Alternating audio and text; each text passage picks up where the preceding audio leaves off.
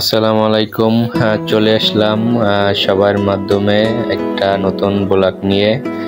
অবশ্যই আপনারা সামনে একটা সুন্দর দৃশ্য ফুল দেখতে পারতেছেন। চারিদিকটা খুবই ফাঁকা। এটা হলো ক্যান্টনমেন্টে, আর বিশেষ করে হলো এই ফুলগুলো খুবই সুন্দর। আর এই ফুলগুলো খুবই সাদার ভিতরে লাল। অবশ্যই সবাই এনজয় করুন।